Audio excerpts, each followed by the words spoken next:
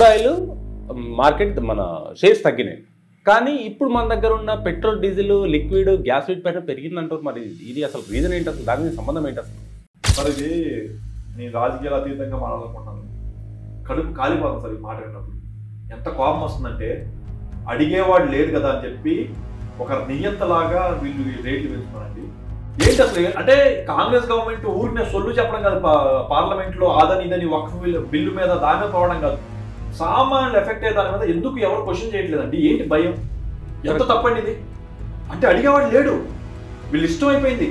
ఆ మోడీ గారా, అమ్మో ఆయన జోలికి వెళ్తే బీజేపీ వాళ్ళు గారు రేపు నీ పర్సనల్గా క్వశ్చన్ వేసేస్తారు. ఏం లాజిక్ అండి అసలు? తగ్గినప్పుడు బ్యారెల్ రేట్ తగ్గినప్పుడు నేను అడుగుతానండి, ఈ మాట పార్లమెంట్ లో ఓపెన్ గా అడగమంటే, నిర్మలా సీతారామన్ అడగమనండి. అరే మీకు సామాన్య ప్రజల మీద ఎందుకు పెడుతున్నారు మీరు ట్యాక్స్ భారం? ఇప్పుడు బ్యారెల్ రేట్ తగ్గినప్పుడు కాస్ట్ కూడా తగ్గాలి కదా. నాకు ఎందుకు పెంచావు ఈ రోజు? ఒక్క దమ్మున్న మొగాడిని చూడలేకపోయానండి, ఒక్క దమ్మున్న ఎంపీని చూడలేకపోయాను. బోస్ గారు, ఇప్పుడు ఈ క్రూడ్ ఆయిల్ కానీ బంగారం కానీ ఇలాంటిది ఏమన్నా పడే కానీ ఛాన్స్ కానీ పెరిగే ఛాన్స్ కానీ ఉందా? లేకుంటే ఇంటర్నేషనల్ మార్కెట్ వల్ల వీటిపైన ప్రభావం ఎంతవరకు పడదు? ఇప్పుడు జరిగేదంతా కూడా సేల్ అంతా కూడా ప్యానిక్ సేల్. ఓకే, అంటే ట్రంప్ ఏదో చేస్తారు, ఏదో జరుగుతుంది, మన డబ్బులు పడిపోతాయి భయంతో చేయడమే. ఎవరైతే డీలర్స్ ఉన్నారో వాళ్ళకి ఎఫెక్ట్, జనాల పైన ఇది ఎఫెక్ట్ పడదు అండి. డీలర్ ఎఫెక్ట్ అయితే డీలర్ పాయింట్ కదా, డీలర్ అంటే మనుషులు కదా. అసలు ఈ స్టాక్ మార్కెట్ అంటే ఏంటి? ఈ కుదేలు అవ్వడానికి కారణం ఏంటి? ట్రంప్ దీన్ని వెనకాల చేస్తున్న తప్పేంటి? నీ బ్యాంక్ అకౌంట్ నుంచి ఏమో షేర్లో పెడితేనేమో స్టాక్ మార్కెట్, ఓకే, నీ స్టాక్ మార్కెట్లో డబ్బులు తీసి బ్యాంక్ అకౌంట్ వస్తేనేమో స్టాక్ మార్కెట్ పడుతుంది. ఇంటర్నేషనల్ గా చాలా మంది ఏం చేస్తుంటే ఇంటర్నేషనల్ గా ఇన్వెస్ట్ చేస్తున్నారు. ఇప్పుడు మన దగ్గర కూడా ఎందుకు ఇంత డబ్బులు పడిపోతున్నాయి? పడిపోవడానికి మెయిన్ రీజన్ ఏమైంటుంది? ఇప్పుడు మెయిన్ పడిపోవడానికి ఏమైందంటే ట్రంప్ గారు రెసిప్రోకల్ పని పెట్టారు. అంటే ఇప్పుడు మీతో నాకు డాలర్ అనేది ఇంటర్నేషనల్ ఎక్స్చేంజ్. అవును, 1981 ఏం చేశారంటే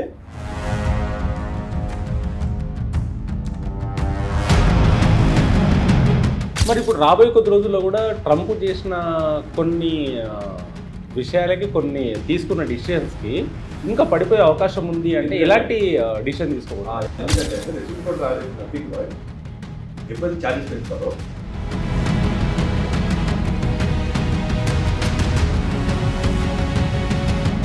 ఈ మార్కెట్ ఇండియా పైన ఎంతవరకు ప్రభావం చూపించదు?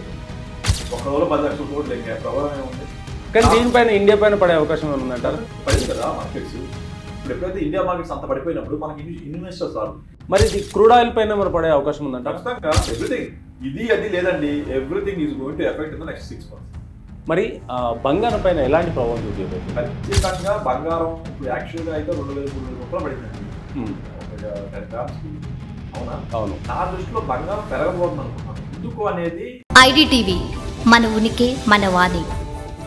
బోస్ గారు నమస్కారం. నమస్తే. బోస్ గారు, క్రూడ్ ఆయిల్ మార్కెట్ మన షేర్స్ తగ్గినాయి.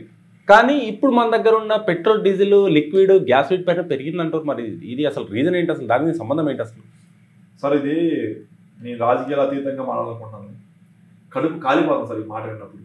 ఎంత కోపం వస్తుందంటే అడిగేవాడు లేడు కదా అని చెప్పి ఒక నియంతలాగా వీళ్ళు రేట్లు పెంచుతున్నారండి. ఇప్పుడు 2014 అంటే మన్మోహన్ గారిని కాంగ్రెస్ నుంచి తెస్తా ఉంటారు కదా, అఫ్కోర్స్ వాళ్ళు చేసిన మిస్టేక్ వాళ్ళు నేను కాదంటారు. అప్పుడు సామాన్యుడిగా at the end of the day నేను రోజు వాడే వస్తువులకి వాటికి రేట్లు తగ్గించండి రా బాబు అనేది మన కోరిక. అంతే, సామాన్య ప్రజలకి అది కావాల్సి. 2014లో బ్యారెల్ రేటు $67, ఈ రోజు $69. 2014లో ఉన్న రేటు ఉంది, కానీ 2014లో అంటే పెట్రోల్ కానీ 70 రూపాయలు ఉంది, ఈ రోజు 110 రూపాయలు, 40 రూపాయలు ఎక్స్ట్రా. ఎవరు డబ్బు సొమ్మండి?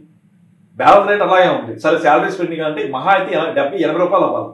పోనీ మొన్నటిదాకా ఈ ట్రంప్ గారి ఎఫెక్ట్ ముందు $80 ఉండేది, ఇప్పుడు 80కి ఒక 67 పడ్డాయి. శాలరీస్ అయ్యే ఉన్నాయి, కానీ డాలర్ రేట్ తగ్గిందిగా. ఆ బెనిఫిట్ మీకు నాకు పంచుతున్నారా? పంచకుండా మళ్ళీ ₹2 పెంచడం ఏందండి? అదే కదా. ఏంటి అసలు? అంటే కాంగ్రెస్ గవర్నమెంట్ ఊరినే సొల్లు చెప్పడం కాదు, పార్లమెంట్లో ఆదని ఇదని వక్ఫ్ బిల్లు మీద దాని మీద పోవడం కాదు, సామాన్యులు ఎఫెక్ట్ అయ్యే దాని మీద ఎందుకు ఎవరు క్వశ్చన్ చేయట్లేదండి? ఏంటి భయం? అంటే ప్రతి ఒక్కరు ఏమవుతుందంటే రాజకీయాల్లోకి వెళ్ళిన ప్రతి ఒక్కరు ఏదో తప్పులు చేస్తారండి. నేను గొంతు తెచ్చితే ఏమో నా మీద ఈడీ కేసు వేస్తారేమో, నా మీద ఇన్కమ్ ట్యాక్స్ కేసు భయపడి సామాన్యుడి కోసం మాడేవాడు లేకుండా పోయాడండి. ఎంత అన్యాయం చెప్పండి. $80 ఉన్న డాలర్ ని ఈ రోజు 69కి వచ్చి కూర్చుంటే $11 తగ్గింది కదండి. తగ్గింది కదా. 11 తగ్గినప్పుడు నా పెట్రోల్ రేట్ తగ్గాలి కదా. ₹2 ఎందుకు పెంచారండి మీరు? ఎందుకు పెంచారు? ఏ బేస్ మీద పెంచారు? ఎందుకు అంటే ఈ ఫారెన్ రావాల్సిన ఇన్కమ్ తగ్గేసరికి మన మీద ఇండైరెక్ట్ గా మమ్మల్ని దొబ్బుతున్నారు. ఎంత తప్పండి ఇది? అంటే అడిగేవాడు లేడు, వీళ్ళు ఇష్టమైపోయింది. ఆ మోడీ గారా, అమ్మో ఆయన జోలికి వెళ్తే బీజేపీ వాళ్ళు గారు రేపు నీ పర్సనల్ గా వచ్చి నేను వేసేస్తారు. తెలుసుగా ప్రతి ఒక్కరి మీద డిమాండ్. ఎవడుంటే వాడు ఎవరన్నా మాట్లాడితే వాడిని వేసేసేయాలి, వాడిని ఏదో రకంగా ఇబ్బంది పెట్టాలి. ఇది మనందరం మనుషులే కదా. ఏం లాజిక్ అండి అసలు? తగ్గినప్పుడు బ్యారెల్ రేట్ తగ్గినప్పుడు నేను అడుగుతానండి, ఈ మాట పార్లమెంట్ లో ఓపెన్ గా అడగమండి, నిర్మలా సీతారామన్ అడగమండి. అరే మీకు సామాన్య ప్రజల మీద ఎందుకు పెడుతున్నారు మీరు ట్యాక్స్ భారం?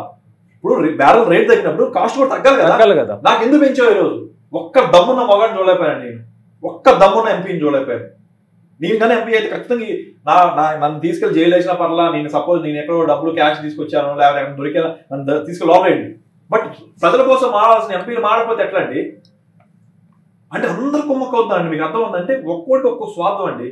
పాప నిజాయితీలో కూడా ఎందుకు కావాలరా బాబు మనకి? ఇప్పుడు అడగపోతే ఏముంది, ఎవరు అడగట్లేదుగా. దీనికి కాంగ్రెస్ గవర్నమెంట్ తీసుకోవాలి, అపోజిషన్ వాళ్ళే కదా, తీసుకోవాలి. కానీ వాళ్ళు తీసుకోవాలి. ఎందుకంటే రేపు వాళ్ళు వచ్చినప్పుడు ఇదే చేయాలి వాళ్ళు కూడా. వాళ్ళు గవర్నమెంట్ లోకి వచ్చారనుకోండి, వాళ్ళు కూడా ఇదే చేయాలి కదా. డబ్బులు లేకపోతే మమ్మల్ని దోచుకోవాలా?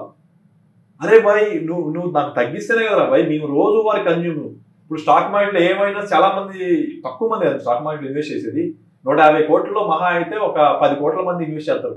140 కోట్ల మందికి స్టాక్ మార్కెట్ ఇంపాక్ట్ లేదు. వాళ్ళకి ఇంపాక్ట్ ఏంటి? పెట్రోల్ డీజిల్ రోజువారీ ఇబ్బంది, రోజువారీ సరుకులు. ఇప్పుడు డీజిల్ పెంచారనుకోండి, డీజిల్ తీసుకెళ్ళాలి లారీ, అంటే సరుకులు తీసుకెళ్ళాలి లారీకి డీజిల్ వాల్యూ పెరిగిందిగా. సో సరుకు మీద పడుతుంది కదా, ఎవ్రీథింగ్ ట్రాన్స్పోర్ట్ మీద డిపెండ్ అయింది కదా. అయితేగా దోశ పెరిగిందిగా. ఇప్పుడు డీజిల్ రేట్ తగ్గగానే దోశ రేట్ తగ్గిస్తారా? తగ్గించట్లేదు. ఎంత ఇబ్బంది పడుతున్నాం మనం. ఇప్పుడు మరీ మమ్మల్ని సంపొద్దండి బాబు, బతకనేవ్వండి.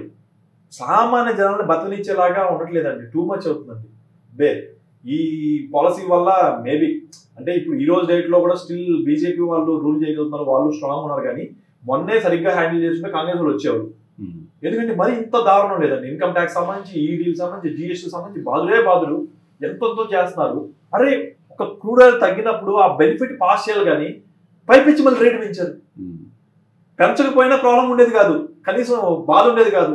ఇంకా ₹2 పెంచామంటే నీకు ఎక్కడో షార్టేజ్ వస్తుంది ఫారిన్ దాంట్లో, అందుకని ఇక్కడ లోకల్లో కలెక్ట్ చేస్తారా? అరే కొంచెం అడిగేవాడు లేడా? మీకంటూ కాన్షియస్ లేదా? ఎంత అంటే అంటే సామాన్య జనాలకి కడుపు మండదా అండి? మీ అందరూ పనిచేయడం కోసం మేమందరికి తక్కువ డబ్బులు, అంటే మీరందరూ కలిసి మంచిగా పనిచేసి మాకు తక్కువ కాస్ట్ ఆఫ్ లివింగ్ తీసుకొస్తారని చెప్పి మిమ్మల్ని తీసుకెళ్తే మీరు మంచి శాలరీస్ ఎంజాయ్ చేస్తున్నారు, పవర్ ఎంజాయ్ చేస్తున్నారు, డబ్బులు చేస్తున్నారు, మీకు ఇండైరెక్ట్ ఏదో డబ్బులు సంపాదిస్తున్నారు. సామాన్య జనులు అంటే మనకేందిలే బాధపడేవాడు లేడా అండి? మిగతా అన్ని వదిలేండి, బంగారం రేటు మన కంట్రోల్ లేదు, స్టాక్ మార్కెట్ మన కంట్రోల్ లేదు, అందరి దగ్గర ఇది కంట్రోల్ కదా. అందరూ ఎఫెక్ట్ అయ్యే కంట్రోల్, అందరూ ఎఫెక్ట్ అయ్యే దాని కూడా నువ్వు ఆలోచించకపోతే ఇంకెవరన్నా ఆలోచించేది? చాలా దారుణం అండి. ఎవరన్నా దీని గురించి ఫైట్ చేయాలి, ఎవరో ఒకరు ఫైట్ చేయాలి కనీసం. అంటే ప్రాబ్లం ఏంటంటే గవర్నమెంట్ డెసిషన్ ని కోర్టులు మాత్రం రివ్యూ చేయగలవు. అంటే ఇది ఎగనెస్ట్ గా, అంటే రాజ్యాంగం ఎగనెస్ట్ గా అయితేనే. ఈ ప్రైసెస్ మార్చడం అనేది రాజ్యాంగం ఎగనెస్ట్ కాదు, అది it is their policy making. కాబట్టి దాన్ని ఎగనెస్ట్ ఏం లేదు. వాట్ అంటే అది కానీ ఉండుంటాయండి ఈ పాటికి పిల్ చేయొచ్చు, గవర్నమెంట్ ఫైట్ చేయొచ్చు. నువ్వు క్రూడ్ ఆయిల్ ధర పెరిగినప్పుడు నాకు రేట్ పెంచావే పెట్రోల్, తగ్గినప్పుడు ఎందుకు తగ్గించలేదు? సింపుల్ క్వశ్చన్, అంతే కదా. ఇక్కడ ఎక్కువ లాజిక్ వద్దు. నాకు ఇదే మాట ఎందుకు చేయలేదు అనేది ఓపెన్ ఉంచోబెట్టి నిర్మలా సీతారామన్ పెద్ద మాటలు మాట్లాడతాడు రామ, పెద్ద వెరీ యారగెంట్ గా మాట్లాడతాడు. She's very arrogant lady. Of course అలా యారగెంట్ ఉంటేనే కలెక్ట్ చేయగలుగుతున్నారు ట్యాక్స్లు మన దగ్గర నుంచి. యారగెంట్ లేకపోతే కష్టం అవుతుంది కదా. అంత యారగెంట్ ఉన్న వాళ్ళు బెనిఫిట్ ఇవ్వడానికి తెలియదండి. ఈ మాత్రం very wrong and part of BJP government, very wrong ఇది. కాంగ్రెస్ గవర్నమెంట్ కూడా is doing very big mistake. Only talking about వక్ఫ్ బిల్లు అంటే కుల రాజకీయాలు, మత రాజకీయాలు చేస్తారండి. అంటే సామాన్య ఉపయోగం పడే దాని మీద రాజకీయం చేయొద్దా? మిమ్మల్ని ఎందుకు పంపించేది పార్లమెంట్కి? Very wrong and in the part of all the parties. Everything, I am not exception to anybody, every individual guy. దీని ద్వారా మన తెలుగు రాష్ట్రాలు ఎవరన్నా చిన్న క్లిప్ చూసినా కానీ అరే బాబు తెలుసుకోవడం వేరు, ప్రేక్షకులు తెలుసుకోవడం వల్ల నేను నా గొంతు పోవడాకండి, గొంతు శ్వాస కదా, అంతే కదా. నేను మీ దగ్గరికి వచ్చేస్తాను, మీతో కెమెరా ముందు చెప్తాను, ఏం ఉపయోగం? నలుగురు తెలుసుకుంటారని shouting at this one. Somebody in MP Rajya Sabha or somebody in Lok Sabha should raise their concern saying that When the crude oil rate is increased, you have increased petrol diesel prices. When crude oil prices have reduced, why are not reducing petrol and diesel? Direct benefiting to the common man.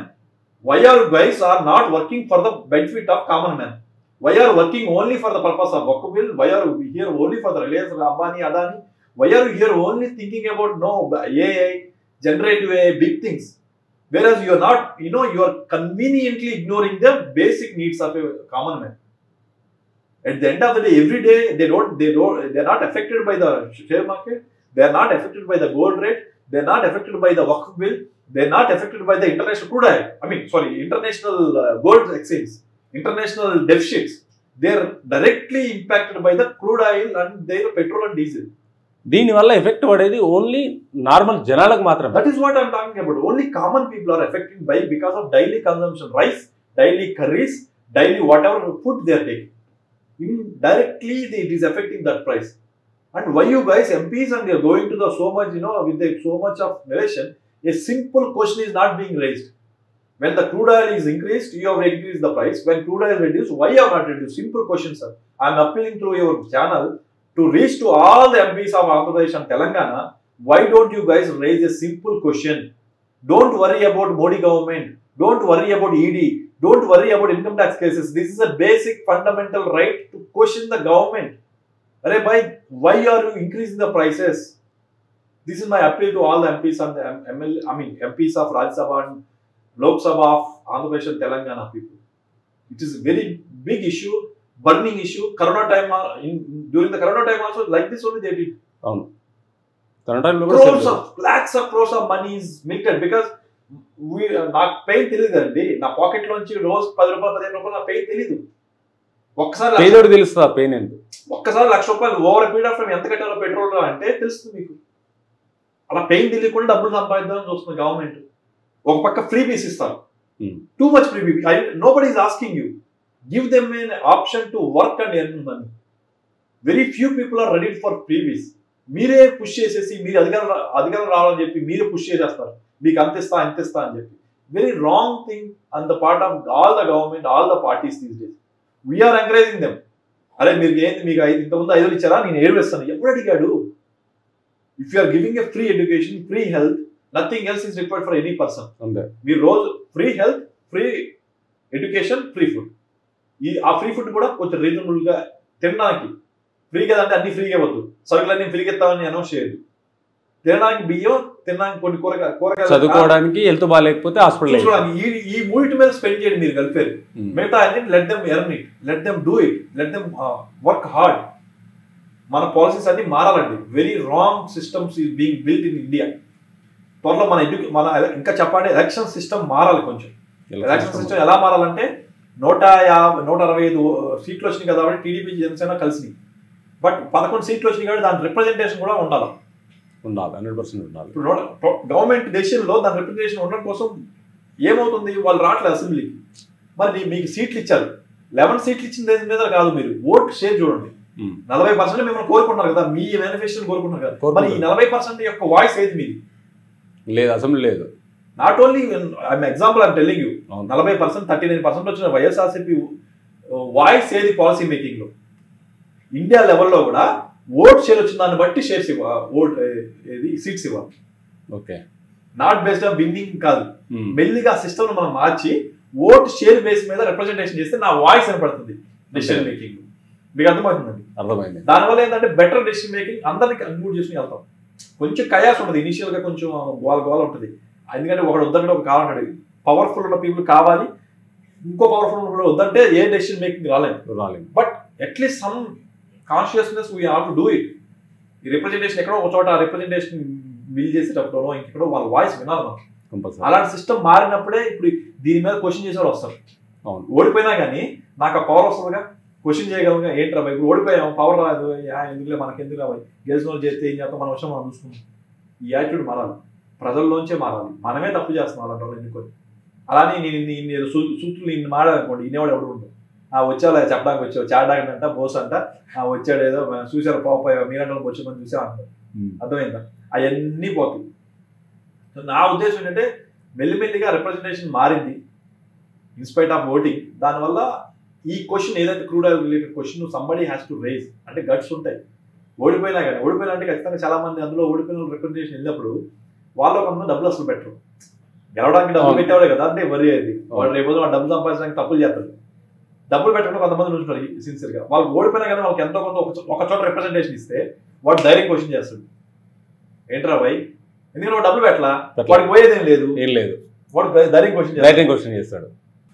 Bose గారు, ఇప్పుడు ఈ crude oil కానీ బంగారం కానీ ఇలాంటిది ఏమన్నా పడే chance కానీ పెరిగే ఛాన్స్ కానీ ఉందా, లేకుంటే ఇంటర్నేషనల్ మార్కెట్ వల్ల వీటిపైన ప్రభావం ఎంతవరకు పడబోతుంది? సో ఇప్పుడు జరిగేది అంతా కూడా సేల్ అంతా కూడా పానిక్ టు సేల్ అండి. ఓకే, అంటే ట్రంప్ గారు ఏదో చేస్తారు, ఏదో జరుగుతుంది, మన డబ్బులు పడిపోతాయని భయంతో చేయడమే కానీ రియల్ లాజికల్ ఇంపాక్ట్ఫుల్ గా జరిగిన డౌన్ఫాల్ కాదు ఇది. ఓకే, కాబట్టి దిస్ ఇస్ లైక్ ఏదో జరిగిపోద్దేమో, వాణిజ్యం అందరూ గొడవ పడుతున్నారు, ఎలా అయితే యుద్ధం ఉందో this is a trade war, కాబట్టి దీనివల్ల మన స్టాక్ ఎక్స్చేంజ్ ఇబ్బంది అవుతుందేమో మన స్టాక్స్ అని చెప్పి విత్డ్రా చేసుకుంటారు డీసెంట్ ప్రాఫిట్ బుక్ చేసుకోవడానికి. అయితే ఇదే టైంలో క్రూడ్ ఆయిల్ మారకపోవచ్చు, ఈవెన్ తో రేట్ తగ్గుతున్నా కానీ క్రూడ్ ఆయిల్ మారకపోవచ్చు. ఎందుకు అంటే కన్సంప్షన్ మారలేదు కదండి. మీరు కరోనా టైంలో అంటే కన్సంప్షన్ మారింది, ఇప్పుడు కన్సంప్షన్ మారదు, సేమ్ ఉంటుంది. రేట్ ఫ్లక్చుయేట్ అంతెందుకు, ఇప్పుడు ఈ సిచ్యువేషన్ వల్ల నిన్న మొన్న ₹2 పెంచారు. కానీ అది ఓన్లీ ఎవరైతే డీలర్స్ ఉన్నారో వాళ్ళకి ఎఫెక్ట్, జనాల పైన ఇది ఎఫెక్ట్ పడదు అని. డీలర్ ఎఫెక్ట్ అంటే డీలర్ పాకెట్లో తింటారా? డీలర్ అంటే మీ మనుషులు కదా, చివరికి ఎండ్ ఆఫ్ ద డే కన్జ్యూమరే కదా పెంచుతాడు. జిఎస్టీ వేస్తారంటే జిఎస్టీ ఎవరి మీద వేస్తున్నారు? డీలర్స్ మీద వేస్తున్నారు. End of the day dealer మనకి ఇవ్వట్లేదా? మామూలు మనుషుల మీద పంపించట్లేదా? తప్ప ఎవరు చెప్తున్నారు? నా ఐడోంట్ నో, మీకు ఎవరు చెప్పలేదు. ఎండ్ ఆఫ్ ద డే వస్తున్న న్యూస్ అదే కదండి, డీలర్కి ఎఫెక్ట్ అయ్యేది ఏంటండి? ఎండ్ ఆఫ్ ద డే ఏ ₹1 అయినా మన పీపుల్ మీద కదండి భారము. అంతే కదా. వంట గ్యాస్ మీద ₹50 అంటే డీలర్ పాకెట్ ఆయన ప్రాఫిట్ లోకి పే చేస్తాడా? అది మనకే పాస్ చేస్తారు కదా, కన్జ్యూమర్ కి ఏదో విధంగా పాస్ చేసాడు, కంపల్సరీ మనకే పాస్ చేయాలి. ఎంతో కొంత కాదు, మనకి పాస్ చేసిన వాడు సర్వైవల్. మరి బంగారం పైన ఎలాంటి ప్రభావం చూపించబోతుంది? ఖచ్చితంగా బంగారం ఇప్పుడు యాక్చువల్ గా అయితే ₹2,000-3,000 పడిందండి ఒక 10 గ్రామ్స్ కి. అవునా? అవును. నా దృష్టిలో బంగారం పెరగబోతుంది అనుకుంటున్నాను. ఎందుకు అనేది రీజన్ ఏంట్రా అంటే, ఇప్పుడు నేను డాలర్తో మీరు గమనిస్తే డాలర్తో గొడవ పడుతున్నాం అందరం. అవును, ఏషియన్ కంట్రీస్ గొడవ పడుతున్నాయి, చైనా వాడు గొడవ పడుతున్నాడు, ఇద్దరు ఏంటి నువ్వు నాకు ఎక్స్చేంజ్ చేయవా, నువ్వు రెసిప్రోకల్, ఇట్లా గొడవతాను. ఈ టైంలో నాకు ఏదో అవసరం ఉంది, నేను రష్యా నుంచి తెచ్చుకుంటున్నాను. ఇప్పుడు దాకా రష్యాకి నాకు ఎక్స్చేంజ్ డాలర్స్ ఇచ్చి డాలర్స్ కొంటున్నాను. అవును, ఇప్పుడు నాకు డాలర్స్ వద్దంటున్నాను. ఎందుకంటే అడిగేసి అతన్ని ఈ రోజు మన మీద యుద్ధం ప్రకటించిన డాలర్ మీద నేను ఎందుకు ఎక్స్చేంజ్ చేయాలి? రూపీ తీసుకో అంటాను. అంతే, ఓకేనా? అలా కాదన్నా, నువ్వు మీ దగ్గర రూపీ తీసుకుంటే రష్యాలో నేను ఎలా అంటే, అరే భాయ్ రష్యాలో కూడా చాలా మంది ఇండియన్స్ ఉన్నారు, తీసుకో అక్కడ లోకల్లో సప్లై చేసుకో అంటాడు. అనుకోండి, అంత పెద్ద అమౌంట్ చేయలేం కదా, ఏం చేద్దాం అంటాడు. What is alternative? మీరు చెప్పండి, ఎక్స్చేంజ్ కి సర్టెన్ రేట్ తో వాట్ ఈస్ ఆల్టర్నేటివ్? ఏదన్నా వస్తువే కానీ లేకుంటే gold is recognized in the entire world by every country. Every కంట్రీలో ఎవ్రీ పర్సన్ డాలర్ ఎలా యాక్సెప్ట్ చేసామో గోల్డ్ ఈస్ యాక్సెప్టబుల్. అంటే నీకు నాకు గొడవ లేదు, ముందు పని అయిపోద్ది. నీకు ఇంపోర్ట్ చేసే గూడ్స్ ఇచ్చాను, గూడ్స్ తీసుకుంటే వేరే, ఒకప్పుడు బాటర్ సిస్టమ్, ఇప్పుడు అది లేదు కదా. నీ డబ్బులు ఇవ్వాలి, డాలర్ ఏమో. What is other exchange rate? Next first వచ్చే ఆప్షన్ గోల్డ్. దీనికోసం రూపీని సింబల్ అయితే చూసారా, ఆ ఎక్స్చేంజ్ కి మన ఇంటర్నేషనల్ లెవెల్లో రూపీని ముందు తీసుకెళ్ళడం కోసమే ఆ సింబల్ క్రియేట్ చేసాము. డాలర్ కి మనం ఇలా ఉండి పైనుంచి అది రికగ్నేషన్. మనకి రూపీ 2014-15 దాకా లేదు అట్లా. ఎందుకు అది క్రియేట్ చేయాలంటే మన దాన్ని మెల్లిగా మార్కెట్ లో మనం పెద్దన్న పాత్ర పోషించాలి, మనం కూడా one of the power house అవ్వాలి అనే ఉద్దేశంతో మనకి మనం మార్చుకున్న తీరదు. ఓకే, సో ఇప్పుడు ఏంటి మీరు గమనిస్తే GPay now it is working in Dubai, అవును, బాకు, అంటే నియర్ బై కంట్రీస్ కి వర్క్ అవుతుంది. ఎందుకు అంటే they understand India is the people everywhere ఉన్నారు, వాళ్ళ సిస్టమ్ లోకి మనం వెళ్దామని అంటారు. ఎందుకంటే కన్జ్యూమ్ చేస్తున్నాం, మీరు నేను బాకు వెళ్తున్నాం, మీరు నేను దుబాయ్ వెళ్తున్నాం రెగ్యులర్ గా. సో నా కంఫర్ట్ ఉన్న పొజిషన్ లో సర్వర్ లో రూపీ ఎక్స్చేంజ్ కదా, I will dollar exchange, dollar separate, rupee exchange చేసుకుందాం. నువ్వు ఇంత రూపీస్ ఇస్తున్నావు, నేను ఇంత రూపీస్ ఇస్తున్నా, సెటిల్ చేసుకున్నావు, ఇది సపరేట్ గా ఉంచుకుందాం. ఓకే, మీకు అర్థమైందా? ఆల్రెడీ దుబాయ్ జరుగుతుంది, బాకు జరుగుతుంది, మెల్లిగా రష్యా కూడా యాక్సెప్ట్ చేసినప్పుడు మన rupees acceptable in Asian countries and it side. అవును, యూరోపియన్ కి యాక్సెప్ట్ చేయలేదు, అట్లీస్ట్ కొన్ని కంట్రీస్ యాక్సెప్ట్ చేస్తున్నాయి. ఆ కంట్రీతో మనకున్న సంబంధాలతో మనం ట్రాన్సాక్షన్ చేయొచ్చు. అది ఇది థాట్. సూపర్ అండి. అయితే దానివల్ల బంగారం అనే దానికి అన్ని చోట్ల యాక్సెప్టెన్స్ ఉంది. ఇప్పుడు నేను యూరోప్ కంట్రీస్ ఏమైనా చేశాను అనుకోండి, నాకు రూపీ యాక్సెప్ట్ చేయదు, బంగారం యాక్సెప్ట్ చేస్తాను. సో బంగారం డిమాండ్ పెరుగుతా ఉంటుంది, కొనుక్కొని మన దాంట్లో రిజర్వ్ చేసుకోవాలి. రిజర్వ్ పెద్ద అంటే చూసారా అవి కొనుక్కొని పెట్టుకోవాలి కదా. నా దగ్గర డబ్బులు డాలర్స్ కొనుక్కోవాలి. యాక్చువల్లీ ఇప్పుడు నేను ఇంటర్నేషనల్ సెటిల్ చేసినప్పుడు డాలర్స్ కొనుక్కొని ఇస్తాను రష్యాలో. ఫస్ట్ ఇప్పుడు మీకు కూడా రేపు పొద్దున ఫారెన్ టూర్ వెళ్తాం, డాలర్స్ కొనుక్కొని అంటారా? అంతే కదా, రూపీస్ ఇచ్చి డాలర్స్ తెచ్చుకుంటాం. అట్లాగే ఇప్పుడు డబ్బులు ఇచ్చి మన రూపీస్ ఇచ్చి బంగారం తెచ్చుకుంటాం. ఈ బంగారం తీసుకెళ్లి రష్యాకి ఇస్తాం. రష్యా మళ్ళీ రేపు రష్యా మనకి ఎంత పే చేస్తే బంగారం పే చేసి బంగారం డిమాండ్ పెరుగుతుంది. ఎందుకంటే దే నీడ్ ఫిజికల్ బంగారం. ఓకే, అన్ని కంట్రీస్ లో యాక్సెప్టబుల్. మేబీ ఈ రోజు డేట్ లో ఫిజికల్ గా మూవ్మెంట్ ఉంటది. రాను ఏం చేస్తారంటే ఫిజికల్ గా దాన్ని డిస్ప్లే చేస్తారు. ఒక పెద్ద లాకర్ ఉంటది, లాకర్ లో ఇండియా గవర్నమెంట్ లాకర్ అని పెట్టి దాంట్లో బంగారం ఎంత ఉందని పెడతారు. దాన్ని డిస్ప్లే చేస్తారు. ఎవ్రీ బంగారం బిస్కెట్ ఈజ్ ఈక్వల్ టు 1 అని అన్నారనుకోండి, దానికి ఇద్దరు సెక్యూరిటీ గార్డ్స్ ఉంటారు ఇంటర్నేషనల్ ఎక్స్చేంజ్. అది ఇంటర్నేషనల్ బ్యాంక్ అంటారు. ఇంటర్నేషనల్ గోల్డ్ బ్యాంక్ లా పెట్టేసి ఇండియా లాకర్ లో ఎంత ఉన్నాయి అనేది వాళ్ళు లిస్ట్ చేస్తారు. సో సెటిల్మెంట్ ఆన్లైన్ లో లైక్ అకౌంట్ డబ్బులు ఎలా అయితే మనం ఫిజికల్ డబ్బుల్ని ఆన్లైన్ లో చూపిస్తున్నామో బంగారం కూడా అదే ఉంటుంది ఆన్లైన్, అలా సెటిల్ చేస్తారు. సూపర్. కాకపోతే ఆ బంగారం ఎనీ టైం నాకు ఏమైనా ప్రాబ్లం అయితే నేను కట్టలేకపోతే వెళ్ళి బంగారం తీసుకోగలిగాను. That way gold will increase now. Maybe టెంపరీగా అందరూ ప్యానిక్ లో ఉన్నారు కాబట్టి గోల్డ్ బాండ్స్ లోను గోల్డ్ లోన్ తీసేసుకుంటారు. దానివల్ల గోల్డ్ డిమాండ్ తగ్గిందని టెంపరీగా ఉన్నారు. కాబట్టి నా సజెషన్ ఏంటంటే ఇప్పుడు ఈ టైంలో ఎవరైనా ఇన్వెస్ట్ చేయాలంటే గోల్డ్ మీద ఇన్వెస్ట్ చేయండి ఒకటి. రెండోది మ్యూచువల్ ఫండ్స్ లోనో లేదంటే కొన్ని స్టాక్స్ ఉన్నాయి మంచి కంపెనీస్, నిఫ్టీ 50 స్టాక్స్ అంటారు జనరల్గా. నిఫ్టీలో ఒక 50 మంచి కంపెనీలు అంటే Tata company, Reliance, these are very good company. వీళ్ళు బోగస్ చేయరు జనరల్గా. అంటే అఫ్ కోర్స్ మనం వినే కొన్ని స్టోరీస్ మేబీ జనరల్గా ఈ కంపెనీస్ స్ట్రగుల్ అవ్వవు ఈ టైంలో. రేట్లు పడిపోయినా కానీ there financial strong, business strong, they have so much customer base. కాబట్టి అది మళ్ళీ గ్రో అయ్యే అవకాశం ఉంది. ఆ స్టాక్స్ లో పడ్డాయి ఇప్పుడు. ఓకే, ఇప్పుడు పెట్టచ్చు. ఇప్పుడు చాలా లో పడ్డాయి కదా. ఇంకొక మళ్ళీ చూడండి, ఎందుకంటే ఇప్పుడు రీసెంట్ ట్రంప్ గారు 90 days రిలాక్స్ ఇచ్చారు కాబట్టి ఈ రోజు నువ్వు కానీ ఇన్వెస్ట్ చేస్తే ఈ 90 days లో పెరుగుతాయి. 90 days లో పెరిగే అవకాశం. ఇప్పుడు ఈ మొన్న ఎంత రేట్ ఉన్నాయో అంత రేట్ కాబట్టి కనీసం దానికి సగం రేట్కి వెళ్తాయి. నీకు ఈజీగా ఒక 2 lakhs ఇన్వెస్ట్ చేసి ఒక స్టాక్ మీద ఈజీగా 30,000 ప్రాఫిట్ వస్తుంది నెక్స్ట్ ఒక 10-15 days. సో జాగ్రత్త, అంటే ఏది పడితే పెట్టకండి. నేను మళ్ళీ ఇలా చెప్తే తప్పు. మీరు జాగ్రత్త చూసుకోండి. ఏ స్టాక్ అయితే బాగా పడిపోయిందో, ఏ స్టాక్ స్ట్రాంగ్ గా ఉంటుందో, అంటే ఒక ఫైనాన్షియల్ స్ట్రాంగ్ ఉండాలి, ఆ కంపెనీ మంచి క్రెడిబిలిటీ ఉండాలి. అలాంటి వాటిలో కొంచెం ఒక్కొక్క కంపెనీలో ఒక్కొక్క 1,00,000, ఒక 50,000 అలా పెట్టుకుంటా వెళ్తే ఒక 10 లక్షలు ఇన్వెస్ట్ చేస్తే మీది గ్రో అవుతుంది. ఈ టైంలో 10-15 లక్షలు రావచ్చు. నేను చెప్పాను కదా అని చెప్పి మళ్ళీ అది చెప్పి రేపు నా మీద కేసు చెప్పేది లాజిక్. నేను కూడా మీలాంటి ఇన్వెస్టర్. సో ఈ టైంలో బంగారం మీద పెట్టినా లేకపోతే ఈ పడిపోయే స్టాక్స్ మీద పెట్టుకున్న తక్కువ అమౌంట్ మీరు బెనిఫిట్ అవుతారు. బోస్ గారు, ఇప్పుడు ఒక నార్మల్ పర్సన్కి, మిడిల్ క్లాస్ ఫ్యామిలీ అతనికి 10 లక్షలు అంటే గొప్ప అమౌంట్, పెద్ద అమౌంట్. ఆ 10 లక్షలు రెడీ చేయడానికి 5 సంవత్సరాలు 10 సంవత్సరాలు కష్టపడి 10 లక్షలు రెడీ చేస్తాడు. ఈ 10 లక్షలు ఉన్నాయనుకోండి, ఎఫ్డీ చేస్తే మంచిదా? ఎఫ్డీ చేస్తే ఏ బ్యాంకులో చేయొచ్చు? ఇంతకుముందుకు ఎత్తేసిన బ్యాంకులు ఏమైనా ఉన్నాయా ఎఫ్డీల విషయంలో కానీ, లేకుంటే ఇంకా దాన్ని ఇన్వెస్ట్ చేసే విషయంలో కానీ? లేదా స్టాక్ మార్కెట్లో పెట్టుకోవాలా, లేకుంటే గోల్డ్ కొనుక్కోవాలా? వీటిని ఎలా ఆ 10 లక్షల్ని సంవత్సరానికి ఒక 50,000 రూపాయలు ప్రాఫిట్ వచ్చే ఛాన్స్ ఏమైనా ఉంటుందా? దేంట్లో పెడితే బాగుంటుంది? సో మీరు అడిగిన క్వశ్చన్ లో 10 లక్షల మీద 50,000 అంటే 5%. So FD almost giving 6-7%. 6 to 7 పాటు పెట్టుకుంటే తక్కువ డేస్ లో అయితే 4-6% మధ్యలో ఉంటుంది, 5% మధ్యలో ఉంటుంది. సో రిస్క్ లెస్, అసలు ఏ రిస్క్ లేనిది ఎఫ్డీ అండి. అందులో గవర్నమెంట్ బ్యాంక్స్, పిఎస్యూస్ అంటారు కదా, పబ్లిక్ సెక్టర్, ఆ బ్యాంకులో మీరు ఎఫ్డీ చేసుకుంటే మీకు ఏం ప్రాబ్లం లేదు. మీకు కావాల్సిన రిటర్న్ వస్తుంది, మీకు కావాల్సిన అమౌంట్ సేఫ్ ఉంటుంది. That is my first preference for anybody, middle class people. ఎందుకంటే రిస్క్ తీసుకోవద్దు. రెండోది ఏంటంటే అండి, ఇంకా కావాలి కొంచెం ఆశ, మనిషి అనేది ఆశ ఉంటుంది. ఇంకా ఎక్కువ కావాలి, ఏం చేయాలి, నాకు ఇంకా ఎక్కువ రిటర్న్ కావాలని అడిగే మనుషులు ఉంటారు. నేనేమంటారంటే ఫస్ట్ ఆఫ్ ఆల్ నీ మైండ్ సెట్ అర్థం చేసుకోండి, నీ కమిట్మెంట్ చూసుకోండి. ఈ 10 లక్షలు ఖాళీగా పెట్టి, ఇప్పుడు షేర్ మార్కెట్ లో రిస్క్ అండి. ఇప్పుడు ఈరోజు పడిపోయింది, ఇది ఎవరు ఎక్స్పెక్ట్ చేయాలి? ట్రంప్ చేస్తాను, పడిపోయింది. 10 లక్షలు బికేమ్ 5 lakhs 4 lakhs అయిపోయింది. అంతే. ఎవరు రెస్పాన్సిబిలిటీ? మీ ఇంట్లో బాధపడతారు కదా. అంతే కదా. అఫ్ కోర్స్ మళ్ళీ ఒక 5-6 నెలల్లో మళ్ళీ పెరగచ్చు. కానీ ఈరోజు ప్యానిక్ అయిపోతున్నావు. నీ అవసరం వస్తే ఈరోజు ఒక ఇల్లు కొందాం అనుకున్నావు, 10 లక్షలు అవసరం అయింది, అవి లేకపోతే ఎలా ఉంటుంది? ఈరోజు విత్డ్రా చేయాలంటే నువ్వు మార్కెట్స్ నుంచి 4 లక్షలే కదా. నువ్వు 10 లక్షలు అవ్వంటే మళ్ళీ 2 నెలలు ఆగాలి కదా. సో ఆ రిస్క్ తీసుకునే పొజిషన్ లో ఉన్నావా అంటే, ఆ రిస్క్ నీ పర్లేదు, 4 lakhs పడిపోయినా పర్లేదు అనుకుంటే గో ఫర్ మార్కెట్స్. అండ్ ఇందాక చెప్పిన విధానంలో హైయెస్ట్ పడిపోయిన మంచి స్టాక్స్ ఏమైనా చూసుకుని వాటిలో పెట్టుకోండి. అలా 1 లక్ష 10 స్టాక్లో పెట్టుకోండి. ఏదో ఒక స్టాక్ మంచి మీకు రిటర్న్స్ ఇస్తుంది. లేదు అంటే gold is also growing, easily 10% grow అవుతుంది. ఎందుకంటే లాస్ట్ ఇయర్ 7,000 ఉంది, ఈ రోజు 9,000 వచ్చేసింది. 9,000 అంటే ఆల్మోస్ట్ 30% రిటర్న్స్ వచ్చింది. 30 కాకపోతే 10% అయినా రిటర్న్ పెరుగుతుంది every year, because of demand in the huge international market. ఆ రకంగా ఉంది. లేదంటే 10 లక్షలని కొన్ని ప్లాట్స్ ఉంటాయి. ఇప్పుడు కొంచెం రియల్ ఎస్టేట్ కొంచెం డౌన్ అయింది తెలంగాణలో. కాబట్టి ఈ టైంలో మంచి ప్లాట్లు 10 లక్షలు ప్లాట్లు తీసుకుని దాంట్లో పెట్టుకున్నాను. ఒక 1 year హోల్డ్ చేయగలము అనుకుంటే గో ఫర్ ఇట్. ల్యాండ్ ఎప్పుడు కూడా హోల్డ్ చేయడానికి పర్లేదు కొన్ని రోజులు. అలా ఒక 1 year పాటు హోల్డ్ చేద్దాం అంటే 10 లక్షలు కెన్ బికమ్ 11 లక్షలు ఈజీగా. ఎందుకంటే ల్యాండ్ ఎప్పుడు పెరుగుతూ ఉంటుంది, ఎంత స్కేర్ సిటీ కదా. ఇప్పుడు మీకు బంగారం అంటే మళ్ళీ ఎక్కడ తీసుకొచ్చి మళ్ళీ తీసుకురావచ్చు, కానీ ల్యాండ్ ని ఎక్స్ట్రా సాగి పెట్టలేదు. ఆ ల్యాండ్ అక్కడే ఉంటుంది. శ్రీలంకలో నాకు ల్యాండ్ కావాలంటే కొత్త ల్యాండ్ యాడ్ చేయలేము.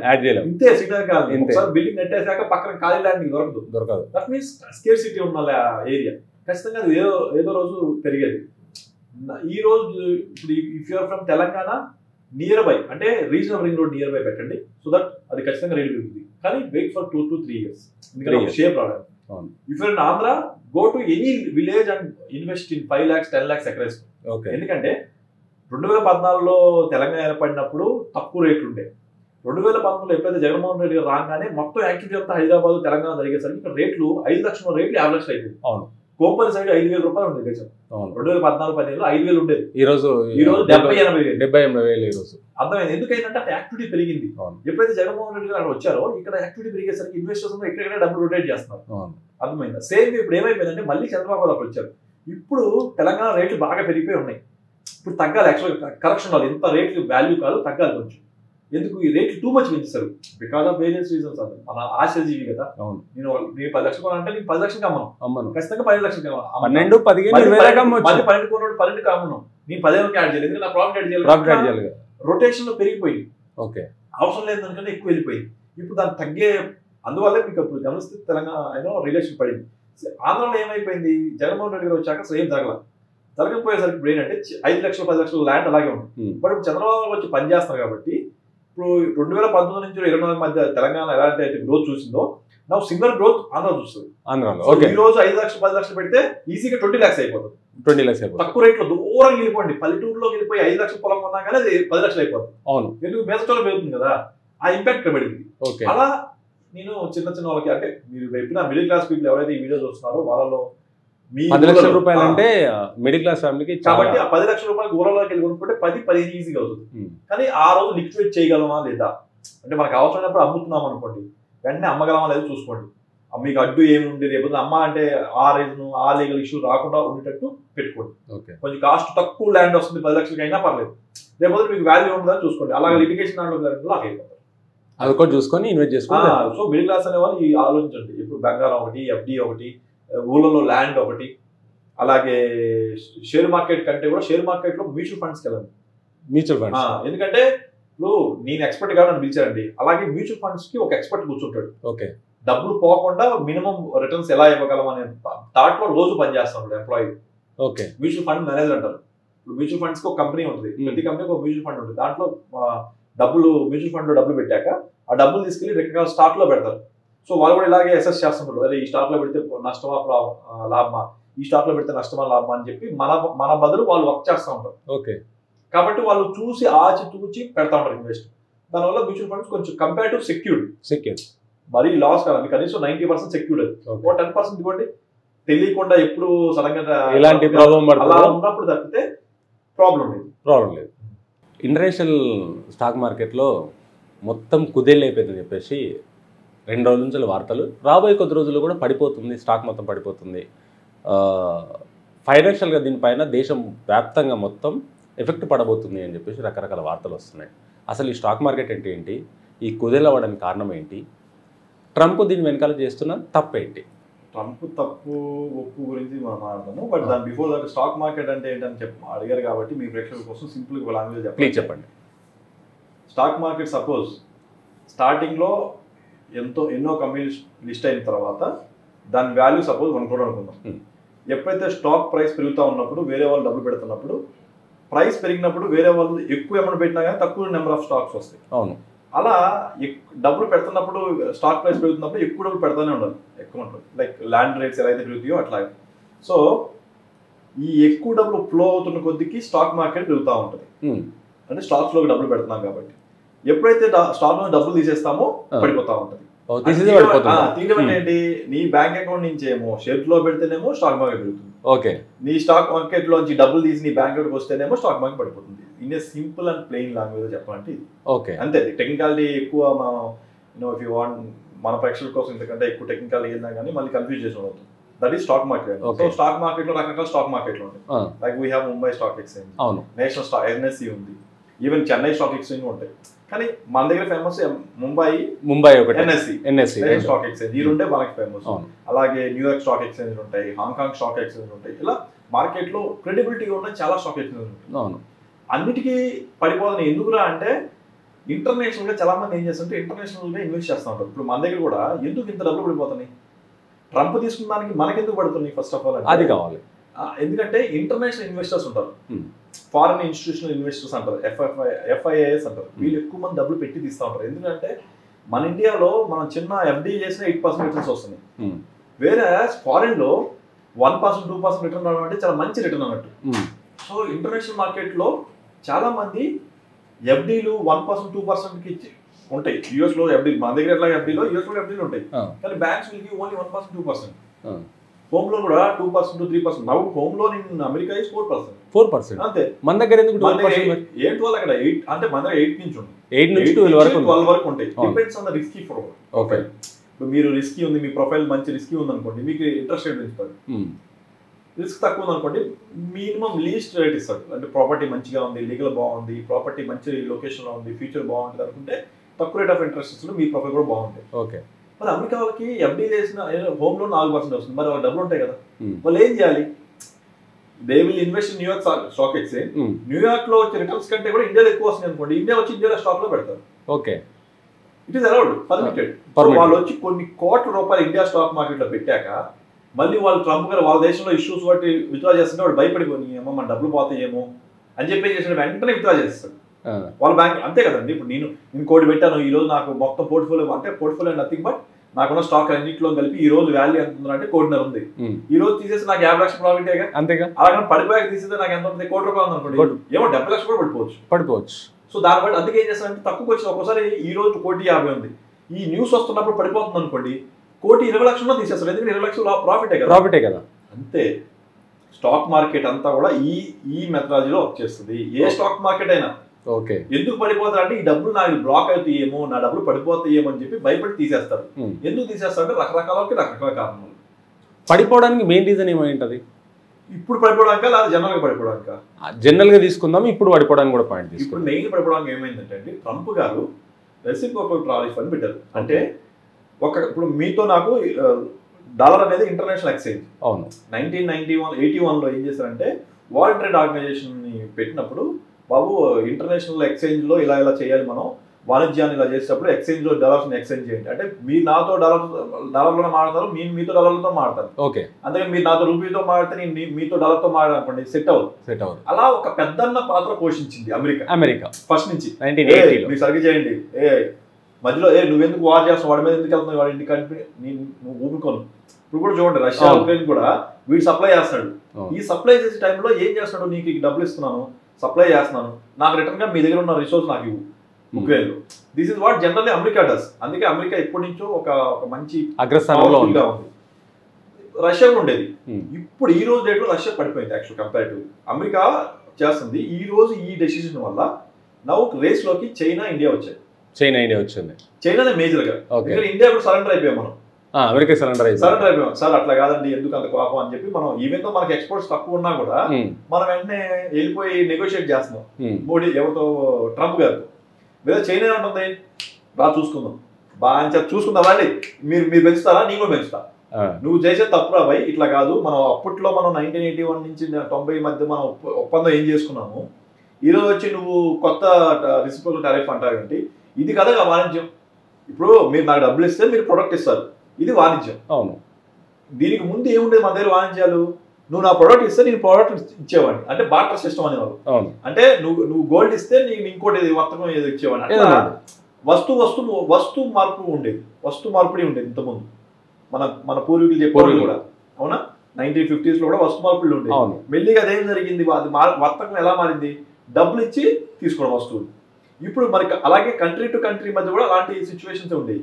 అప్పుడు ఏమైపోయింది, పెద్దన్న పాత్ర పోషించినప్పుడు అమెరికా చెప్పినట్టు వాళ్ళు సెటిల్మెంట్ అలా చేసేవాళ్ళు అమెరికా. ఈరోజు నువ్వేమన్నావు, నేను చెప్పిన సెటిల్మెంట్ కాదు, ఇవన్నీ తూచి నాకు సంబంధం లేదు, నీ వల్ల నేను డెఫిసిట్లోకి వెళ్ళిపోయాను మీతో మాట్లాడడం వల్ల, సో సో నేను మీ రెగ్యులర్గా చేయొద్దని ఒక స్టేట్మెంట్ ఇస్తే, అరే బాయ్ నువ్వు చెప్పిన మెథడాలజీ మేము అందరం ఫాలో అవుతున్నాము, కాకపోతే నువ్వు ఎక్కువ ఇంపోర్ట్ చేసుకుంటున్నావు, దానివల్ల నీకు డెఫిసిట్ ఎక్కువ ఉంది, నువ్వు మాకు ఎక్స్పోర్ట్ చేసేది తక్కువ ఉంది, నువ్వు ఎప్పుడు కన్జ్యూమింగ్ మోడ్లో ఉన్నావు, రేట్ నీకు ఎట్లా, అందుకే కదా నీకు ఎక్కువ మేము ఎక్స్పోర్ట్ చేయబట్టి నువ్వు డిమాండింగ్ పొజిషన్ ఉండబట్టి నీ రేట్ ఎక్కువ ఉంది అన్ని కంట్రీస్తో పోల్చుకుంటే, నువ్వు ఎంజాయ్ చేస్తున్నావు పవర్ని. సడన్గా ఈరోజు వచ్చేది లేదు మేము డెఫిసిట్లో ఉన్నాం కాబట్టి మీకు కూడా ఈక్వల్ పర్సంటేజ్ పెడుతున్నాం అంటే అది కాదు కదా మ్యాటర్, కన్జ్యూమింగ్ చేసేదాన్ని బట్టి కదా. ఇప్పుడు డిమాండ్ అంటే సప్లై బట్టే కదా, అంతే కదా. ఈరోజు నువ్వు నిజంగా ఎగ్జాక్ట్గా అదే పాయింట్ జరిగింది, నీ దగ్గర నిజంగా అంత ఉంటే నువ్వు మా దగ్గర నుంచి తీసుకుంటున్నావు. మరి ఇప్పుడు రాబోయే కొద్ది రోజుల్లో కూడా ట్రంప్ చేసిన కొన్ని విషయాలకి, కొన్ని తీసుకున్న డిసిషన్స్కి ఇంకా పడిపోయే అవకాశం ఉంది అంటే ఎలాంటి డిసిషన్ తీసుకోవాలి? ఎందుకంటే రెసిప్రోకల్ ట్రాన్సాక్షన్ నథింగ్ బట్ ఎప్పుడైతే ఛార్జెస్ పెంచుతారో మీరు వాళ్ళు ఏమంటాడు, సపోజ్ మీ కెమెరా ఉంది, ఈ కెమెరా కెనాన్ కంపెనీ కెమెరాని మీరు ఎక్కడి నుంచి జపాన్ కానీ ఐ థింక్ హాంకాంగ్ నుంచి కానీ నాకు తెలిసి ఇది అక్కడే మ్యానుఫ్యాక్చరింగ్ మీరు చూసే, లేదా ఈ లైటింగ్ అయినా కూడా ఈరోజు లోకల్ మ్యానుఫ్యాక్చర్ ఉంటుంది. సపోజ్ లోకల్ మ్యానుఫ్యాక్చర్కి ఈ లైట్ కాస్ట్ 2,000 రూపాయలు పడుతుంది. మరి లోకల్ ఎంకరేజ్ చేయాలి నువ్వే అదే ఈ చైనా నుంచి వస్తే 1,000 రూపాయలు వస్తుంది. ఇప్పుడు రెసిప్రోకల్ టారిఫ్ అని చెప్పి 1,000 రూపాయలు వేసాడు. ఎందుకు మ్యాచ్ అవుతాం, లోకల్ వాల్యూకి దానికి మ్యాచ్ అయ్యేటట్టు రేట్ వేసాడు, కాస్ట్ పడింది. ఇప్పుడు చైనా నుంచి ఇంపోర్ట్ చేసినా 2,000, లోకల్ అయినా 2,000. నేనేం ప్రిఫర్ చేస్తాను, అఫ్కోర్స్ క్వాలిటీ చెక్ చేసుకుంటా, రెండింటిలో క్వాలిటీ చూసుకుంటే లోకల్ బాగుంది, బెటర్ గా ఉంది, ప్లస్ ఈ నియర్ బై ఉన్నాడు, యాక్సెస్ ఉన్నాడు, నేను ఎందుకు వెళ్తాను చైనాకి? అంతే కదా. సో ట్రంప్ ఏం చేస్తా అంటే ఒక పక్క నాకు డెఫిసిట్ ఉంది, రెండో పక్క ఇంపోర్ట్స్ ఆపాలి అంటే ఏం చేయాలి? ఇంపోర్ట్స్ ఆపాలి కాబట్టి ఒక పక్క నాకు డెఫిసిట్ అంటే చైనా, ఇప్పుడు ఇండియాతో నేను మాట్లాడుతున్నానండి, ఇండియా ఎక్స్పోర్ట్స్ మన ఇండియా నుంచి అమెరికా ఎక్స్పోర్ట్స్ 1,00,000 కోట్లు, అమెరికా నుంచి మనం ఇంపోర్ట్ చేసుకున్నది 50,000 కోట్లు. సో అమెరికానే మనకి 50,000 కోట్లు పే చేయాలి. మీకు అర్థమైందా? నెట్. సో వాడు ఏమన్నాడు, నేను ఇంకా నీకు పే చేయాల్సి వస్తుంది డెఫిసిట్, దట్ మీన్స్ నేను పే చేయాలి నీకు, నేను కదా గొప్పవాడిని, నేను ఎందుకు పే చేయాలి నీకు? సో అనే ఉద్దేశంతో టారిఫ్ పెంచాడు. పెంచేసరికి ఏమవుతుంది, నేను ఎక్స్పోర్ట్ చేసేది తగ్గుతుంది కదా, తగ్గినప్పుడు అక్కడ లోకల్ కన్జ్యూమర్స్ ఉంటారు. ఇప్పుడు దాకా మీరు ఇప్పుడు పవర్ కన్జ్యూమ్ చేస్తున్నారు, లేకపోతే ఈ గొడుగులు తెచ్చుకున్నారు చైనా నుంచి, నవ్వు ఇది పాడైపోయింది రేపు, ఇప్పుడు అక్కడి నుంచే 2,000 పడుతుంది, నెక్స్ట్ మీరు ఎక్కడ కొనుక్కుంటారు? ఇక్కడే కొనుక్కుంటాం obviously. That is the point he's trying to do.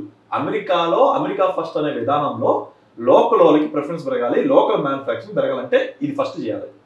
మిగతా పక్కన పెట్టండి, ఫస్ట్ ఇది చేస్తే ఫస్ట్ లోకల్ ఆపర్చునిటీ పెరుగుతాయి. ఓకే. రెండోది ట్రేడ్ డెఫిసిట్. నేను ఎప్పటికప్పుడు కోట్ల రూపాయలు గుమ్మరిస్తున్నా ప్రపంచ దేశాలకి, నాకేం తిరిగి వచ్చేది ఏం లేదు. మళ్ళీ పెద్దన పాత్ర నాకు అన్ని మాటలు చెప్తున్నారు, నువ్వే పెద్దన అంటున్నారు కానీ నాకే బొక్క పెడుతున్నారు అని చెప్పి కొన్ని కంట్రీస్ కి కావాలని ఇది తీసుకొచ్చాడు. అదే 10-15 కంట్రీస్ కి, ఎక్కువ మంది కూడా లేవు, ఆ రోజు చూపించారు కదా గోల్డ్ పెట్టి. That is what you want to do. ఈ చేసే క్రమంలో ఇప్పుడు నాకు ఏదో మ్యానుఫ్యాక్చర్ చేస్తే, ఏదో ఎక్స్పోర్ట్ చేస్తే వస్తుంది అనుకున్న చోట, డబ్బులు వస్తున్నాయి అన్న చోట సడన్ గా నాకు ఎక్స్పోర్ట్స్ ఆగిపోతాయి అన్నప్పుడు దీనికి ఇన్కమ్ క్రియేట్ అవ్వదు కదా. అంతే కదా. ఈ కంట్రీస్ లో ఆ కంపెనీస్ కి ఇన్కమ్ క్రియేట్ అవ్వదు కదా, క్రియేట్ అవ్వదు, అంత ప్రాఫిట్స్ మిగలవు కదా. ఇప్పుడు ఏం చేయాలి, ఆ కంపెనీస్ మీద పెట్టిన షేర్స్ ఏం చేయాలి, రేట్ తగ్గితే కదా, నీకు ప్రాఫిట్ లేవు, కంపెనీ గ్రో అవ్వదు అన్నప్పుడు ఏమవుతుంది, ఆటోమేటిక్ గా కంపెనీ విత్డ్రా చేస్తారు. లోకల్ గవర్నమెంట్ మనం తెచ్చేసుకొని చూద్దాం, ఒక ఇది ప్రపంచ దేశాలతో వార్ చేస్తున్నాడు, ఏమైపోయి ఏం పడిపోతే తెలియదని భయపడి ప్యానిక్ అయ్యి తీసిన డబ్బులు ఇవి. అంతే, వాళ్ళు విత్డ్రా చేయడం వల్ల పడిపోయిన. లాజికల్ గా విత్డ్రా చేసింది ఎలా అంటే, ఓకే ఈ ఎక్స్పోర్ట్ చేయడం వల్ల ఏమేమి కంపెనీలు ఎఫెక్ట్ అవుతున్నాయి అని ఆ కంపెనీ షేర్లు మాత్రమే పడాలి. అంతే కదా, అంతే కదా. లాజికల్ గా అయితే అదే అట్లా కాదు. ఫారిన్ ఇన్స్టిట్యూషన్ ఇన్వెస్టర్స్ మేజర్ గా అమెరికా, ఇంగ్లాండ్ వీళ్ళందరూ ఉంటారు, వాళ్ళు అన్ని కంట్రీస్ లో పెడుతుంటారు. వాళ్ళు ఏంటంటే నేను అమెరికా ఇంత పెద్ద డెసిషన్ తీసుకుంది మనకు ఎఫెక్ట్ అయిపోతుంది అని చెప్పి ఫస్ట్ విత్డ్రా చేస్తారు. ఫస్ట్ డబ్బులు తీసుకొచ్చి సేఫ్ కూర్చోవాలి. ఫస్ట్ లిక్విడ్ ఉందంటే లిక్విడ్ వచ్చిందంటే కాబట్టి ఫస్ట్ సేఫ్ అయిపోవాలి. ఆ సేఫ్ లో ప్యానిక్ లో జరుగుతున్న ఇష్యూ ఇది. అంతే. తర్వాత ఎఫెక్ట్ అయ్యే ఛాన్స్ ఏముంటుందా? ఈ మార్కెట్ ఇండియా పైన ఎంతవరకు ప్రభావం చూపించబోతుంది? ఒక రోజు 10 లక్షల కోట్లు ఇంకా ప్రభావం ఏముంది. ఇప్పుడు ఏం చేస్తారంటే ఇన్వెస్టర్స్ పెట్టే వాళ్ళు ఆశ చూసి పెడతారు. మళ్ళీ నెక్స్ట్ టైం 10 లక్షల కోట్లు ఫాస్ట్ గా విత్డ్రా చేసిన వాళ్ళు మళ్ళీ 10 లక్షల కోట్లు ఫాస్ట్ గా ఇన్వెస్ట్ చేయరు. ఎందుకు చేయరు? డెసిషన్ ఏం చెప్పాడు మళ్ళీ, ఎక్సెప్ట్ చైనా తప్పితే మిగతా అన్ని కంట్రీస్కి ఒక 90 డేస్ ఆపాను అని. నిన్ను నిప్పులో తోద్దాం అనుకున్న చోట ఇప్పుడే కదా 90 రోజులు ఆగండి, ఈ మధ్యలో చూద్దాంలే అన్నాడు. నిప్పుల మీద కూర్చొని ఎప్పుడు తోతో తెలియదు భయపడతాం కదా. సో అప్పుడు ఏం చేస్తానంటే నా దగ్గరికి వచ్చిన బ్యాంక్ అకౌంట్ వచ్చిన డబ్బుల్ని మళ్ళీ కొంత ఇక్కడ కొంత అక్కడ కొంత ఇక్కడ కొంత పెడతారు. అది జరిగిపోయే పరిణామం. దానివల్ల ఏమైందంటే మార్కెట్స్ పడిపోయిన మార్కెట్స్ లెగవాలంటే అట్లీస్ట్ 3 నెలలు పడింది మినిమం. 3 నెలలు అతను ఏమైనా చేయకపోతే మళ్ళీ పిచ్చోడు లాగా ఏదో మాట్లాడాడు అనుకోండి ఇంకా పడిపోయే అవకాశం ఉంది. మీరు అబ్జర్వ్ చేస్తే కానీ దీనిపైన ఇండియా పైన పడే అవకాశం ఉందంటారు. పడింది కదా మార్కెట్స్. ఇప్పుడు ఎప్పుడైతే ఇండియా మార్కెట్స్ అంత పడిపోయినప్పుడు మనకి ఇన్వెస్టర్స్ వచ్చి డబ్బులు పెడితే షేర్స్ లో డబ్బులు పెడితే అంటే ఆ డబ్బులు పెరుగుతున్నాయి కాబట్టి మనం దాన్ని రొటేట్ చేయడానికి ఉపయోగపడుతుంది. ఫండ్ అవైలబిలిటీ పెరిగింది అనుకోండి, ఫారెన్ నుంచి ఫండ్ ఇండియాకి వచ్చినాయి, ఇండియా బ్యాంక్ అకౌంట్ లో ఉన్నాయి షేర్స్. అంటే ఈ go to the respective investors కదా, అంతే కదా. ఇప్పుడు ఒక పర్సన్ నుంచి షేర్స్ కొనుక్కోవాలి, అమ్మిన అతని దగ్గరికి డబ్బులు వస్తాయి కదా. నేను వచ్చి మళ్ళీ అంతా షేర్స్ లో పెట్టకపోవచ్చు, కొంత తీసి బయట ఒక ఇల్లు కొనుక్కోవచ్చు, ఒక కారు, నాకు ప్రాఫిట్ వచ్చిన కారు కొనుక్కోవచ్చు, అంతే కదా. నాకు ₹1,00,00,000 పెట్టినాడు, 50 లక్షలు, ₹1,50,00,000 వచ్చిందంటే 50 లక్షలు ఏదన్నా మళ్ళీ షేర్ మార్కెట్ లో పెట్టకపోవచ్చు, ఇల్లు కొనుక్కోవచ్చు, బంగారం కొనుక్కోవచ్చు, అగైన్ లోకల్ కన్జ్యూమ్ అవుతా ఉంటుంది. అవును, మళ్ళీ షేర్ మార్కెట్ పెట్టచ్చు. కానీ ముందైతే కొద్దిగా అయితే ఒక 10% కన్జ్యూమ్ అవుతుంది. డబ్బులు ఫ్రీగా బయటగా తిరుగుతూ ఉంటాడు, వెళ్ళి తింటా ఉంటాడు, ఫారెన్ టూర్ చేస్తాం. Consumption will start. ఓకే, నేను కన్జ్యూమ్ చేయడం ఇప్పుడు మీకు కూడా మంచి శాలరీ, మీ కంపెనీ లిస్ట్ అయింది అనుకోండి, మీకు ప్రాఫిట్ వచ్చింది అనుకోండి, మీరు ఏం చేస్తారు, ఫారెన్ టూర్ చేస్తారా? ఇలా వేస్తాం 100%. లోకల్ ఒక మంచి ఏసీ కొనరు లేదా ఇంట్లోకి, ఆబ్వియస్లీ. ఇప్పుడు దాకా ఓన్లీ బెడ్రూమ్ ఉంది, మన డబ్బులు వచ్చినాయి కదా, హాల్ కూడా ఒక ఏసీ కొందాం అనుకుంటారు లేదా? ఆబ్వియస్లీ, కోరికలు డబ్బు కనిపిస్తే కోరికలు. The more you see that value of money, you try to consume it. Okay, అర్థమైందా? Through a luxury, through requirements. మీరు నామకైతే కూరగాయల మార్కెట్ వెళ్ళే వాళ్ళు సూపర్ మార్కెట్కి వెళ్ళి కొంటారు కొన్ని డబ్బులు ఎక్స్ట్రా డబ్బులు లేమో చేయం. డబ్బు ఎప్పుడైతే ఉంటుందో రాయల్టీ పెరుగుతుంది. డబ్బు బాగుంది నెట్ఫ్లిక్స్ లో చూస్తూ ఉంటాం, లేకపోతే వద్దులే బాబు యూట్యూబ్ లో ఫ్రీగా చూసుకుందాం అనుకుంటాం. మీకు అర్థమైన లాజిక్. సో ట్రంప్ వల్ల ఖచ్చితంగా ఎఫెక్ట్ అవుతుంది ఇన్ దిస్ ప్యాటర్న్. ఓకే, ఎందుకంటే రెగ్యులర్ ఈ ట్రేడ్ మారుతుంది కదా, సెటిల్మెంట్. ఇప్పుడు ట్రేడ్ మారుతున్నప్పుడు నేను ఎక్కువ రేట్ ఉంది కాబట్టి ట్రేడ్ జరగదు. ఏం చేయాలి మరి? గూడ్స్ మ్యానుఫ్యాక్చర్ చేసిన గూడ్స్ లోకల్లో అమ్మాలి, తక్కువ రేట్కి అమ్మాలి, డిస్కౌంట్ రేట్కి అమ్మాలి. నా ప్రాఫిట్ తగ్గిపోతేగా, ప్రాఫిట్ తగ్గితే కంపెనీ గ్రోత్ కనపడదుగా.